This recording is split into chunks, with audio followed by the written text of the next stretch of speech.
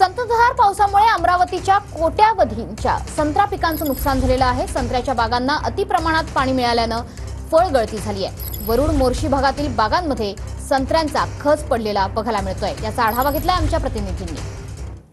मागील 15 दिवसांपासून अमरावती जिल्ह्यामध्ये संततधार पाऊस सुरू आहे आणि या पावसामुळे सोयाबीन, कपाशी आदी पिकांना तर फटका बसलेला आहे, परंतु या पावसाचा मोठ्या प्रमाणावर फटका जो आहे तो संत्रा बागांना बसलेला आहे। आपण दृश्यांमध्ये बघू शकतो, मी अमरावतीच्या वरुड मोर्शी भागामध्ये आणि या ठिकाणी या भागात संत्र्याचं मोठ्या प्रमाणावर उत्पादन घेतलं जातं। विदर्भाचा कॅलिफोर्निया म्हणून संपूर्ण या भागाची ओळख आहे, परंतु या विदर्भाच्या कॅलिफोर्नियाची ओळख नामशेष होण्याच्या मार्गावर आहे, कारण मोठ्या प्रमाणावर या ठिकाणी संत्र्याचं नुकसान सध्या होताना पाहायला मिळत आहे। आपण बघू शकतो, संततधार पावसामुळे जे आहे ते अक्षरशः अर्ध्यापेक्षा जास्त संत्र जे आहे ते झाडाखाली गळून पडलेलं आपण बघू शकतो। सळा पडलेला आहे ठिकठिकाणी।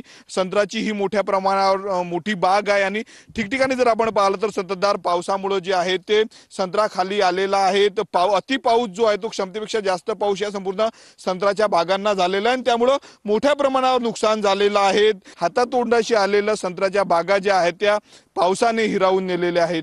स्वप्नील उमाप, TV9 मराठी, अमरावती।